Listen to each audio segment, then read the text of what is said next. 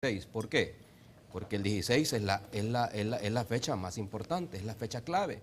Bueno, es la fecha del famoso discurso del presidente que creo yo que es la noticia más importante de este mes. Entonces, pero el vicepresidente, cuando dice Gabriel que no le pidió a X y a X y Z, pues cuando dice a todas las víctimas del conflicto, todos, incluye todos. Pero es más, si ves el párrafo anterior, el vicepresidente creo que va más allá de tus inquietudes, porque fíjate que dice, queremos rendir además un homenaje a todos los patriotas combatientes del FMLN y de la Fuerza Armada. Habla de los dos, ¿no? Rendir homenaje a ambos, ¿no? Que ofrendaron sus vidas por construir un nuevo país. A mí me parece que también el discurso del vicepresidente es un perdón acomodado, un perdón matizado, es un perdón redefinido y acomodado además, a la ideología. Además, Gabriel, no es la primera vez que el FMLN pide perdón por sus errores.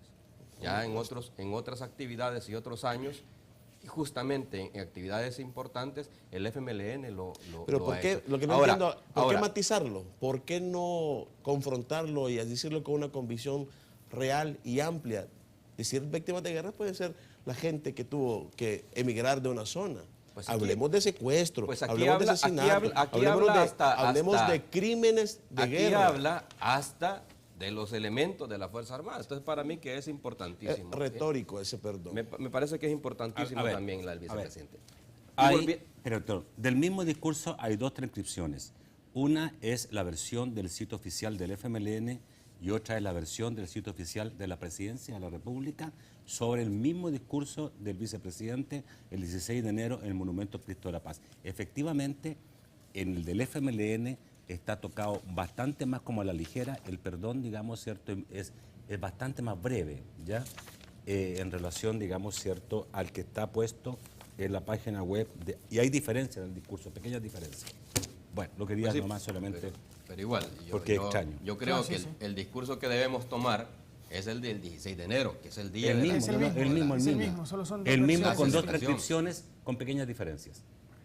Y en la transcripción del partido FMLN es más breve la referencia al perdón.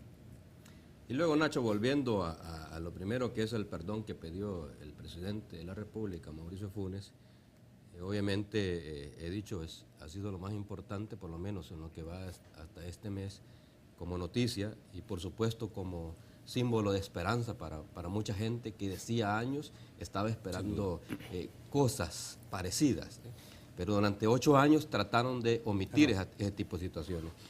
Y yo precisamente... Necesito, como tenemos tantos temas hoy día, tratar este tema, porque yo creo que todos estamos de acuerdo que fue un hecho histórico importante, que incluso debió haberse hecho mucho antes. Correcto, pero y que el presidente hizo muy bien en hacerlo. Yo quisiera agregar otro elemento, y es que este perdón y estas acciones y otras que seguramente va a realizar este gobierno, miren, estaban plasmadas en el informe de la Comisión de la Verdad, ¿no? El informe de la Comisión de la Verdad, entre las propuestas, las medidas para la reconciliación nacional, decía la Comisión de la Verdad, en primer lugar, la reparación material de las víctimas. Segundo lugar, reparación moral. Y tercero, un seguimiento de los aspectos internacionales. Todo esto lo obviaron los distintos gobiernos de Arena. Entonces, por eso hace más importante que sea un gobierno de izquierda, el primer gobierno de izquierda, que sea el presidente Funes, quien haya pedido perdón en cumplimiento inclusive de un documento que surgió recién firmada la paz. Ok. ¿Sobre el mismo tema, el perdón? Mira, en aras de la brevedad, yo creo que muy bien, Mauricio. O sea, cualquiera que sea el tono del perdón, pienso que era importante, es histórico, se lo merece este país polarizado, muy desgarrado por las fracturas internas y la historia. Muy bien, o sea, muy bien, no puedo decir nada más que un acto muy bueno del presidente que todos debemos valorar. Era necesario y debió haber sido antes, sin duda, debió haberse atrevido un presidente de Arena a haberlo hecho. Y hubiera sido más significativo todavía si hubiera venido de un presidente de Arena. Habida cuenta que los fundadores de ese partido eran los aliados en esos primeros momentos de las fuerzas del Estado acusadas de estos abusos y de estos crímenes de lesa humanidad. y de estos genocidios. Yo creo que efectivamente fue un día histórico, ¿no? Tanto por el perdón del FMLN, aunque mi amigo Gabriel no lo haya visto, se pidió Y perdón. la iglesia, por cierto, la iglesia le quedó pidiendo el perdón también. Bueno, hay un perdón. No me lo estoy inventando. Independientemente de que, a ver, no está viendo la televisión. hay un perdón independientemente de que a alguna gente le parezca o no. Yo creo que si quisiéramos entrar en materia, hay algunos matices efectivamente de los cuales se puede hablar en el discurso de Sánchez Serén, pero en el fondo hay un perdón del FMLN y un poco después vemos un perdón a nombre del jefe del Ejecutivo, a nombre del Estado. Por supuesto que es un hecho histórico, es un parteaguas de una política de amnesia y de una política de irrespeto a las víctimas del conflicto que hemos tenido o que tuvimos desde el fin de la guerra, desde 1992, con el argumento de que reabrir heridas podía ser nocivo para el país. Antes del discurso del presidente Funes del sábado pasado, el único reconocimiento a las víctimas civiles había venido de la sociedad civil y es el monumento que está en el Parque Cuscatlán. Yo efectivamente creo que es un hecho histórico. ¿Es suficiente? No. En cierta medida devuelve la dignidad a las víctimas, pero no es suficiente. Primero reconozco un gran gesto de parte del presidente de la República a nombre del Estado. Uno esperaría que a eso siga investigaciones sobre lo que pasó. Alguien comentaba, o hay muchos comentarios al respecto diciendo, ¿cómo esperan que el Ejecutivo abre investigaciones y no le compete? No, las investigaciones históricas sí le toca al Ejecutivo ordenar que se abran archivos los que han sobrevivido, ¿verdad? Bueno, hay un antecedente de una resolución muy buena, por cierto, que me da la impresión que se ve ahí la influencia de Florentín Meléndez. Acaba la Corte Suprema de ordenar a la Fiscalía la apertura de una niña de estas que se llevaron desaparecidas.